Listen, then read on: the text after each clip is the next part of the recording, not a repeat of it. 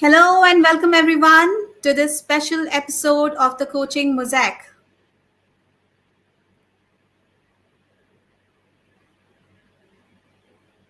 Thank you for joining us today. Welcoming you again. So, Coaching Mosaic is the shortcast hosted by ICF Delhi NCR Charter Chapter. I am Neha Sharma, your moderator for the event, and I am an ICF certified leadership and executive coach. Today's conversation is part of our chapter's 10-year celebration, a decade of insights, impact, and illumination in coaching. Thank you for joining us live today. We invite you to engage in the chat, react, and reflect with us throughout the session. Our theme for today is building leaders in nonprofits. Can coaching be the catalyst? India's nonprofit sector is a force for change, with over 1.3 million NGOs striving to serve the most underserved communities. Yet, there's a stark truth. Less than 2% of India's 25,000 plus crore CSR spending goes towards leadership development or capacity building for these change makers. The data source for this is Center for Social Impact and Philanthropy, Ashoka University. Hence, our conversation today explores this tangent deeper because when we coach a leader in the social sector, we amplify their capacity to serve hundreds and thousands more. With that, I'm delighted to welcome our host and today's conversation lead, Kenneth Wheeler. Kenneth serves as the Director of Community Services at ICF Delhi NCR. He is the founder of Sela Consulting Solutions. He's a LinkedIn top voice and an executive and leadership coach by weekday and a soulful songsmith by the weekend. With that, let's have Kenneth on stage. Over to Thank you so much, Neha, for the warm introduction. And you have beautifully set the context for our conversation.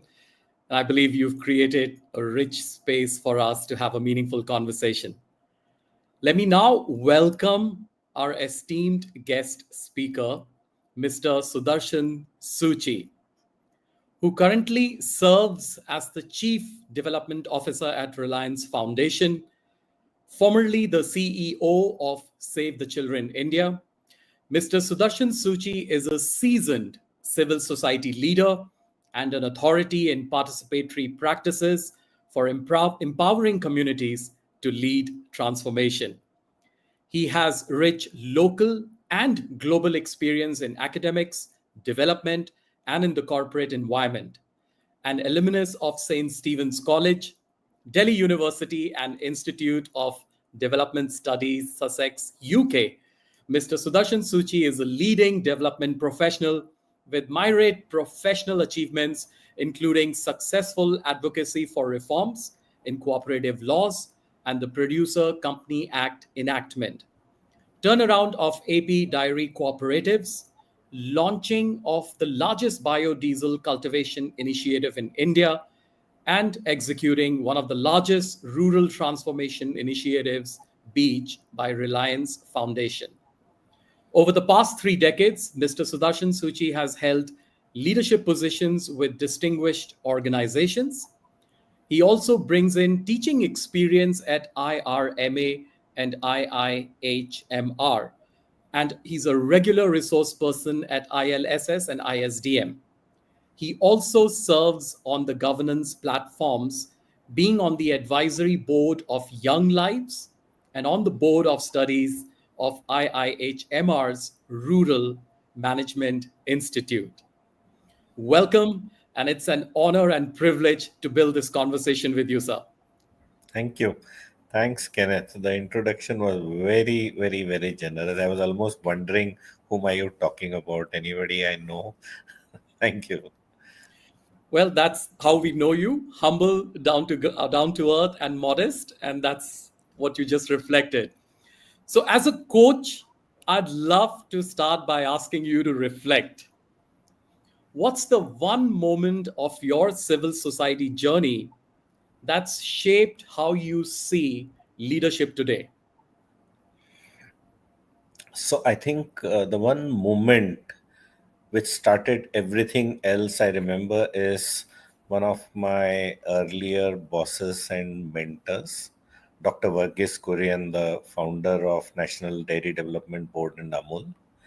There was something where I mean, he had given a particular guideline of what to do, and my intuition said that that may not work and something else would work. I went ahead and did that, and subsequently, and it worked. Subsequently, I was wondering how would my boss react, in a context. When I met him and we were just talking, and I just slipped in any advice for me. So his one short line reply was, "Go ahead and continue disobeying me." Well, I try to give the same message to all my colleagues ever since. Wow, that was straightforward, and I'm sure it's lived up with you for over the years. So it Yeah. was very meaningful to you and how it's helped you shape what leadership is today. So I was looking at the stat of Bridgespan India and Omidyar Network report that says that 80% of nonprofit leaders in India say that they have never received any formal leadership training. So let's begin at the core, sir. What are the biggest barriers that you've seen working so closely in this sector and being the front facing leader in building that leadership capacity in India's nonprofit sector today? So I think the Bridgespan report is not too misplaced or wrong. At the same time, I also think that leadership is not something like any other skill. It's not a skill, it's an attribute. It's not that somebody you put through a management college and somebody comes out as a leader. I think you don't need an invitation to be a leader, but certainly what's required is creating enabling environments. I mean, I would again bring back that statement that continue to disobey me. And I would top it up with two other people, very formidable. One, Mr. KV Subramaniam, who who founded and leads Reliance Life Sciences, who said that, just be a step ahead of me always. I mean, outthink. It was a great invitation. And of course, the CMD of Reliance, who constantly invite that be audacious. Nothing kind of, let nothing stop you. Let there be no boundaries put in the mind in terms of doing. These are actually real, leadership contexts. And in social sector particularly, leadership is more of situational leadership. It's not about producing quantitative results. It's about establishing relationship. It's about like I said, situational leadership. It's about distributed leadership. So these are things I think you acquire as a context of values of a context. So which enable you. So I think leadership should have a multiplier effect, and every person who's in a position of power can be a leader but not necessarily is a leader. At the same time, every person in whatever they are doing can also be a leader even if they are not in a position of power. They can lead by influencing the right things to do, the right ways of doing things, and you have people following you. So that's what makes you a leader, because people choose to emulate, follow, or connect with you. So that's the thing: connector, enabler, reflector, a co-journeyman. Those are, I would say, the attributes of being a leader.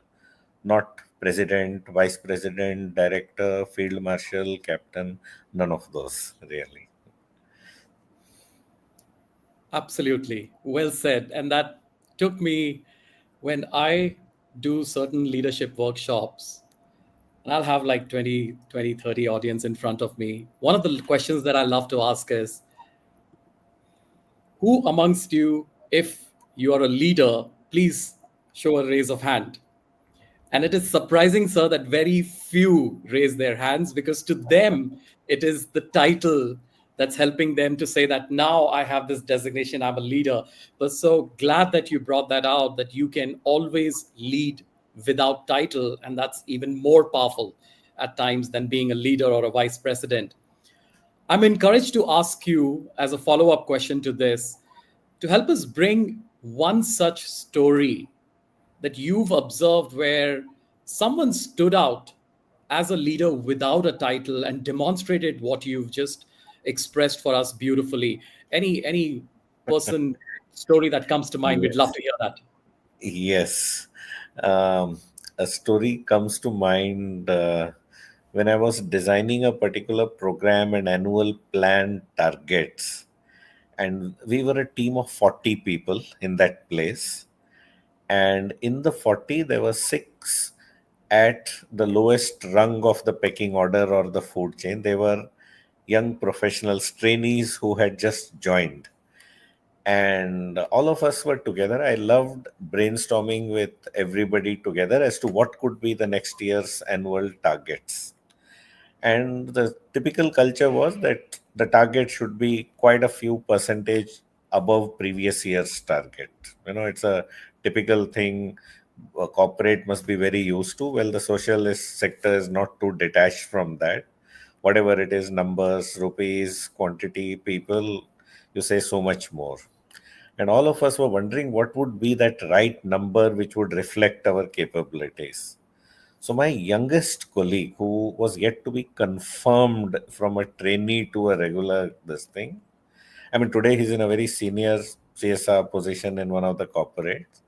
That guy, and this was the year was I think 2009, and he says I would make us do zero dash zero number of the target. And I hated myself for giving this space to people to speak for a moment, just for a split second. And bulk of my colleagues also came hammer on him that, look, the young fool. Then I took a deep breath, asked him, yeah, why are you saying this? What's that? So he said, we haven't got our basic processes right. We are going about trying to do things at a scale outside, even without, you know, having the confidence hands on that this works, having the basic design and perfection in quality, setting standards, setting due processes. And he said that I believe that scale will eventually follow if we have got the thing right, if it works right. People will replicate without being invited to do so. So we should not be force fitting scale. And I was glad that he had said it. And as I had calmed, I took his advice and we worked on that, and we never looked back from there. And believe me, this was a 22-year-old agriculture fresh graduate who had worked hardly 7-8 months with us, and had put his future at risk by daring 40 people, out of whom 30, including me, thought we were God's gift on earth. We had everything rang, and he challenged. And so, yeah. That's so beautiful and inspiring, and I'm sure everyone in the audience and listening to this would have been moved. And it does take courage to lead. And in fact, one of the favorite thing for me, or close to my heart statement, is that coaching in nonprofits and social enterprise, it's not about CSR, it's not about charity, it's where coaching is at its courageous best. And that's what I kind of heard the story come out loud and clear. Now, I'd like to shift gears on that positive note and move to the next section of our conversation, where we'll focus on the role of coaching as a catalyst. That's the heart of our conversation. And that's important because for us, all the coaches in the coaching ecosystem, We thoroughly believe that real transformation happens when the change makers themselves are held, heard, and empowered.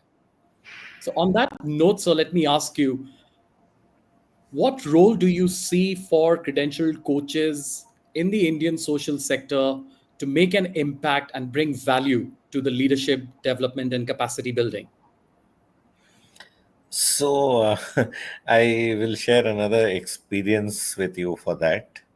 And the first part of the experience may actually put off most of your audience, I'm assuming, who will be coaches. I was an absolute skeptic of coaching. I mean, I looked at all these various mantras and words of somebody coming and trying to tell you, how you can get things right while you know what you are living and doing, and whatever it is, some mumbo jumbo of another, let's say, management thought and being handed over from somewhere. And recently, about a year back, or more than a little more than a year back, is the first time I came in connect with ICF. And ICF had reached out to me with this Ignite program. They had reached out among many people, and it was a time when I was trying to figure out in my leadership team how to engage people and bring them together, and I was just willing to experiment with anything. This came as an invitation, reached out like served on a platter. I said, chalo isko bhi karke dekhte hain. Why not, let's have a go. And then I thought ki if 10 people were going to get coached, I will have to volunteer myself to be a part of that, otherwise the others will doubt ki ye kaam nahi karta hai. So what I want you to remember is I myself thought ये काम नहीं करता है, Right. and but दिखाना है, I have to put an act, so why not? So I also joined, and one of your fraternity, Mr. Rajiv Khanna, he was my coach, and I started, we very first I played hide and seek, and the time availability calendar fitting, he was patient. And I think, and I'm 60, Kenneth, now. So I also think that the older you grow, the more difficult you probably find to change yourself or to shift gears or to adapt and all. But long story short, magic happened. I mean, we connected, we spoke. Perhaps at that point, and I had my some preconceived notions about coaching. I thought of coaches as doctors, allopathic doctors, who are going to prescribe a lot of antibiotics and steroids, and your body at the end, in this case, your mind also would have its side effects and after effects. So these were the preconceived. So we got into a conversation. My discovery was that this was a wonderful experience. I'm sure there are many strategies or contexts like coaching, but I experienced coaching, so I can speak about it. What I experienced was conversations with a person who was willing to listen, who was helping me reflect, who was not intrusive to me, and actually helped me figure out myself. I mean, I figured out that half the solutions to the hassles I had was within me, which felt very good.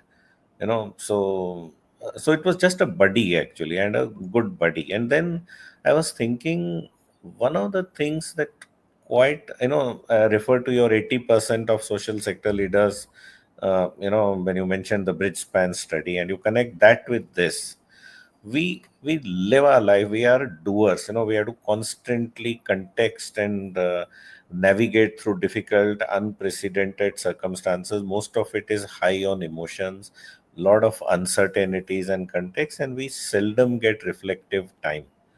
And the wealth of our knowledge is not even discovered by us, forget about others. So I think this experience of having somebody conversing with me, helping me navigate within me, and helping figure out did a lot, not just to my confidence, but it helped me organize my own thoughts and harvest or aggregate my wealth, the wealth inside me. And so I am now, let's say, an ardent follower of the concept, so much so that I hope it's not too late, but one of my resolve is that I want to be a coach. I want to formally train to be a coach. So that's the sum and substance of it. Yeah, I hope it Thank you. answers you for what you were wanting to know. It not only answers, it uplifts all of us, especially as coaches on this call. And I appreciate you being vulnerable about it. You know, how you started off saying that it wasn't for me. I just showed up just to make the others feel that I'm a part of this journey and with them Yeah. on their support. From there to now, when you say that I'd love to be a coach and pick on the nuances, and like you are recognizing is saying, probably 60 is not the age where you want to make changes, but this impact of coaching, the power of coaching to have served you at a personal level to say now that I would want to experience coaching is very heartwarming, very welcoming. I would love to pick another question on this, which is again from a Dasra leadership program, ISDM findings, where you are a close part of that. It stated that high burnout and isolation levels reported among nonprofit leaders. And that's been my personal experience as well. When you speak to the grassroots leaders, they just have so much to do. Their plate is always overflowing. And like you rightly said, sir, a little while earlier, their experience of leadership is situational. Not every day, but every moment for them is challenging and different and not similar. It cannot be planned. So, in that context of things, how can coaching, in your opinion, support this burnout capacity and courage, like you said, in leaders who often have more responsibilities than resources at hand? So I think you know uh, I mean, first, if we look at the larger, so social sector is only a reflection of our society. I mean, our larger society is also very feudal. At home, most people kind of don't voice in the father, the patriarch is the boss at home. So happens everywhere in various ways. And within that, the social sector leaders, have to live in a similar context, besides, around, and behind. So this, when you say the burnout, it the reason it happens along with everything else is that there is little or no reflective time. There is you use the word which I would normally use for me, the vulnerability, the willingness to be vulnerable. It's a high risk context. So क्या हो जाएगा, or what will we lose, or what are we putting at risk? The reputation, the organization, the brand. I mean, an atmosphere to celebrate mistakes, errors, and growing up in the process. I would look at coaching. I mean, see, for me, coaching is the experience through Ignite, through Rajiv Khanna, through all of you, the conversation. And that, to me, the experience has been reflective practice. You know, it kind of, there is somebody somewhere as a sounding board. And in the process of reflective practice, first, that what happens is you unburden yourself. I mean, you unburden yourself without being guarded about it. I mean, it's an atmosphere which allows you, because there are no risks or stakes or no judgments in that space.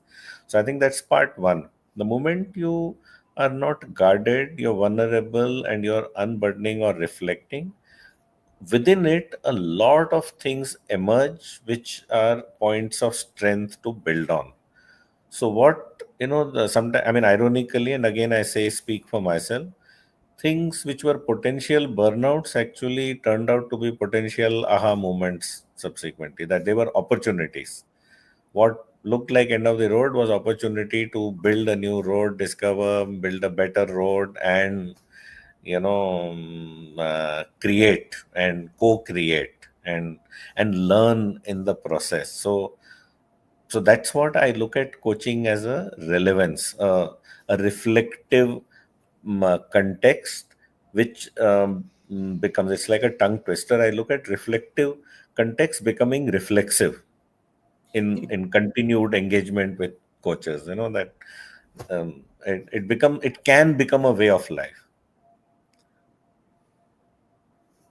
Absolutely.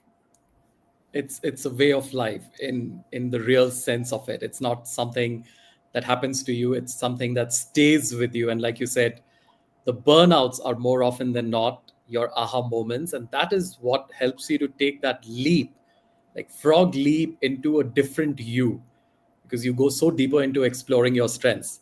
Thank you. I'd like to shift gears at this point, go to some rapid fire round questions for you. So, just quick thoughts from the heart, no overthinking. And are you ready to begin, sir? I can always try. All the I'm best. game. I'm game. All right. So, who or what inspires you the most in your journey of impact? My Briefly, children. what's one leadership value you never compromise on? Vulnerability. What excites you the most about the future of India's nonprofit sector? The ability to mitigate pain and the participation, the most significant participation in the journey of developed India, Viksit Bharat. Wow, that's powerful, Viksit Bharat. Thank you for saying that. That immediately puts some pride in me, at least, and I hope for the listeners too. Yes, because we will make happen the Viksit Gaon, which will take the, it's a, Yes, Bharat is a sum total of all. So, yeah. yes, yes. And that just deviating very quickly, but that takes me to one of the interviews where you'd said the state of the larger country is as good as its weakest link and not the Yes. strongest link. So it just kind of quickly reminded me of that. Okay, next question. If you could give one piece of advice to your younger self as a change maker, what would that be? I would, curiosity, discovery, and willingness to learn. Raising the bar for yourself constantly. What kind of leadership support do field leaders themselves say they wish they had but don't? I think accompaniers and co-journeymen, people to talk to, people to download things on, that's what I think leaders miss. It tends to get very lonely at a leadership role mostly. When especially when others are anointing you as a leader, that's when it gets tricky. Thank you. And this is the last one. What is the one thing coaching should bring into a leader's life? I think calmness and peace within, while and while not having fear of action. I mean, the idea is just go ahead and act on things. I mean, between action and inaction, I think action, Hmm. and yet embracing. कि ठीक है, I mean, we did our best within the circumstance and at that particular moment. I mean, reflection should be to celebrate and not to bring down and doubt on yourself. That's what, and I think that's what coaching could enable more. Absolutely. And you've passed this rapid round with flying colors. Very Yeah. powerful answers. And thank you so much. So I would like to maybe just ask you one last thing before we get into picking up audience questions. In one line, what would be your final message to all the coaches, CSR leaders, nonprofit leaders, corporates listening to your message today? I believe that in when we are busy doing things, there is a risk of kind of getting lost in yourself and not be sensitive to your surroundings and plurality of narratives. You get into singularity. So my advice equally to my fellow journeymen in the social sector, and then to coaches on the same thing in a different context, is to help bring plurality. The garden looks beautiful when there are multiple flowers in it of various kind, and the weeds. So to celebrate that imperfection and plurality, I think is what the world needs more of now and consistently. Love that analogy. And the moment you said flowers, Valley of Flowers in Garhwal, Yes, Uttarakhand came to my mind. yes, It's such a majestic place and absolutely. points to what you've said. Yeah. So thank you so much, sir. It's been absolute pleasure. And my invitation to everyone on the call would be that if you're a coach, consider coaching a nonprofit leader. It's an experience that will not only impact the nonprofit leader, but would also change your life as a coach. And if you're a CSR, ask yourself, are we really funding people or just programs? We need people to get what they deserve. So, with that, Neha, may I please invite you to close the proceedings for us? Thank you.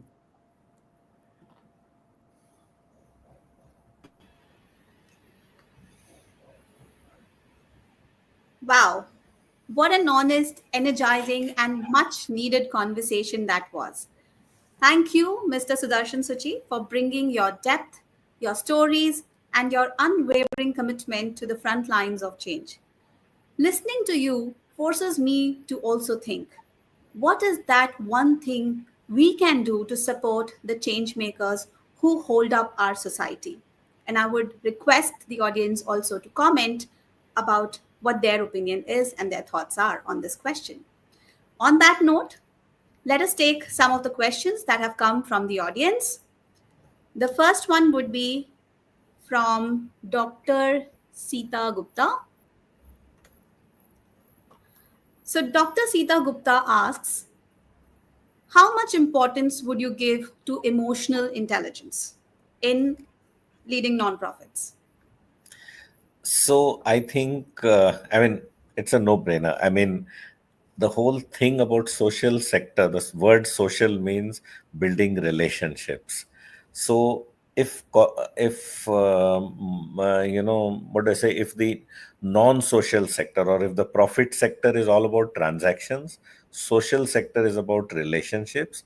Relationships are necessarily driven by emotional intelligence, both by emotion and intelligence, and therefore even more so as emotional intelligence. I mean, not having it would be a cause of concern for me, in the social sector. Wonderfully said, sir. The social sector is about relationships, and emotional intelligence is the bedrock of relationships. Wonderful. We move on to the next question. This is from Dr. Kaushik Chatterjee. Dr. Kaushik Chatterjee asks that in the social sector, where success is measured in both hearts touched and funds raised, how do you define the ROI of coaching? So I think whenever we embark on any such journeys, ROI of coaching should be measured by the comfort or peace level of the coachee. Because I think that, I mean, let's say I being coached, when I am having breakthrough contexts within me, it is going to consequently be measured by a whole organization's capacity to do wonderful things.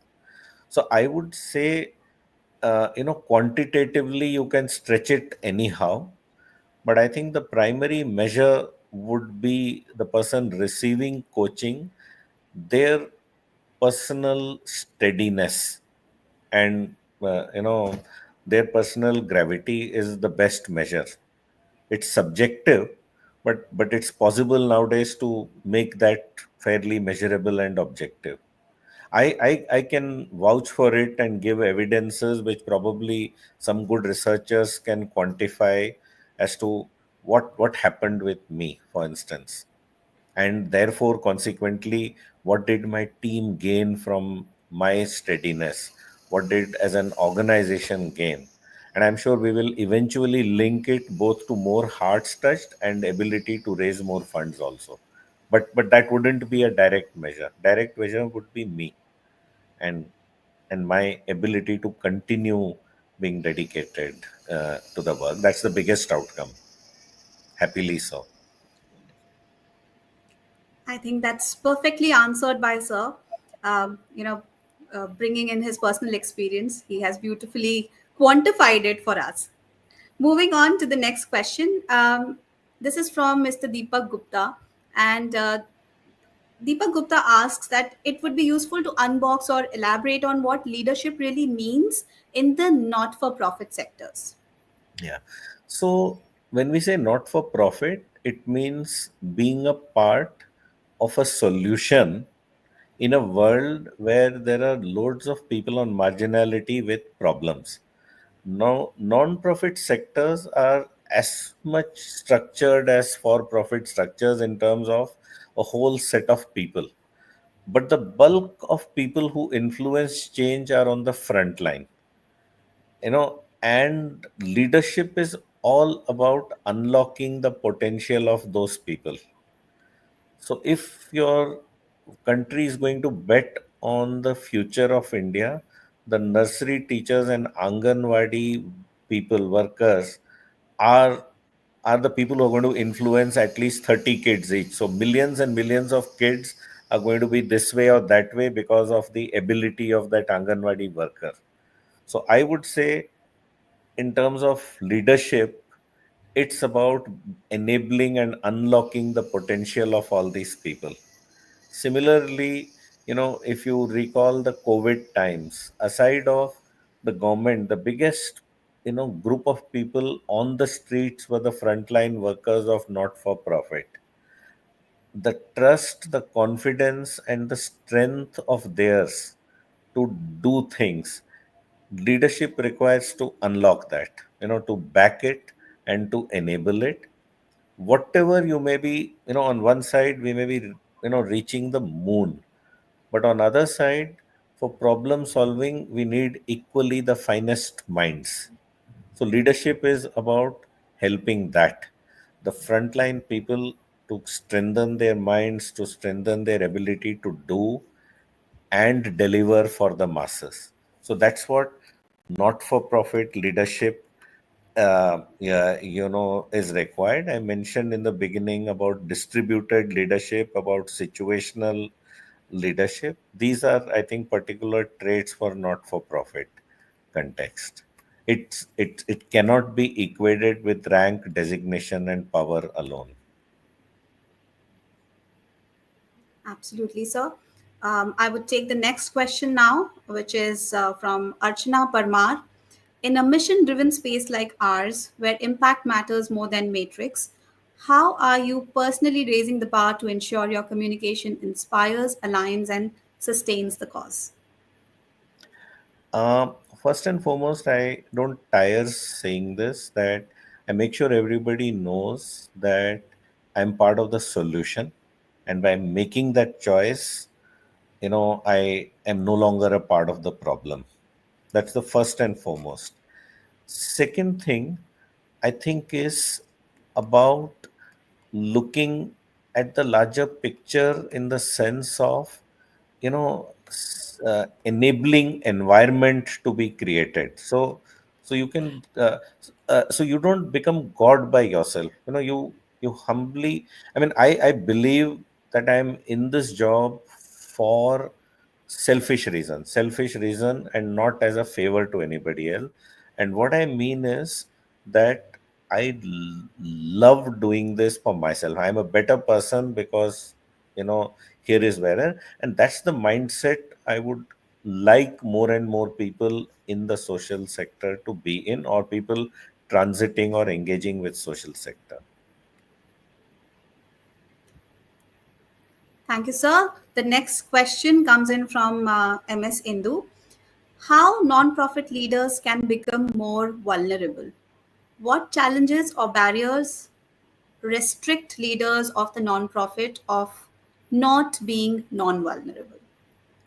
This is not just about not profits. You look, start from a home. I mean, which parents are having spirits to be vulnerable in front of children? You look at corporates, you look at political parties, you look at admin. So as a culture, I think vulnerability is equal to weakness. In fact, sometimes this takes a gender direction also, where women are related often to be able to either cry or express emotion, and that is looked at as a weakness. So when as a society that's the environment created, obviously vulnerability takes a hit. Vulnerability or expressing or willingness takes a hit. So therefore it is the other side. The way we can affect it is start celebrating it. The more vulnerable you are, the better leader or the better person you are, and you get rewarded for it. I fell short, I am vulnerable, whatever. So that it's a cultural shift one is talking about, including in not-for-profit sector, because it's about human beings. It's not like a sector and that sector exists in a cocoon or a silo of its own. It's a reflection of larger society, of everybody everywhere. I mean, it's okay to lose a cricket match, even if it's a World Cup final. It's okay to, lose an election. It's okay to not make profit one year. And yes, it's okay for not-for-profit leaders sometimes to not get it right and yet be a good leader. And because of that, be a good leader, the ability to admit. So, in the Well, interest of time, we would take yeah. up the last question with Sir. This comes from Aditi Chaudhary. What, according to you, sir, would be an ideal way to demystify coaching for a not-for-profit leader? I think you set me up for that, the most difficult question at the end. So it's a tough one. So I think, I mean, this is my guess. What we need to do, the whole trigger is the coachee. It's the same thing as the social work. You may have the best solution, but does somebody have a problem or not? Or does somebody perceive themselves to have? So I think even for this question, the answer would be, how do you engage with people without pushing your own agenda, enable a path of self discovery and asking and wanting to know? In your rapid fire round, I had mentioned my children, and the context was same. I learned a lot from them. I learned most from them, that when they are willing, they could learn anything. They could climb any mountain, and if they were not ready someday, nothing would work. Nothing would work. And I think irrespective of your best of plans, they will make it fall. So I learned, and I would apply the same for coaching context. How do you ground it in a atmosphere, in a context of people and receptivity? So I think coaches could invest a lot in creating that receptivity environment, which may not be readily yielding results for the business or for the task, but it creates that ambience, and I think things will land better in that context. Thank you so much, sir. And with that, we will call it a wrap. So, Thank you. thanking you again, Mr. Sudarshan Suchi and Kenneth Thanks. Wheeler. Thank As you, we Sudarshan sir. It was thank you, wonderful, sir. wonderful having you. Thank you. Thank you very much for your Likewise. precious time. Enjoyed As we Likewise. every bit reflect, of the conversation. I loved absolutely. it too. Helps me reflect more. So I We've done come our out wiser. we've done our job well then. We got you Thank you. reflecting. Thank you. You Have a did. wonderful day. Thank you, You audience, too. for participating. Bye. Thank you, Neha, for moderating this beautifully. Thank you, Bye-bye. Kenneth. Thank you, Have a everyone. pleasant day, everyone. Bye.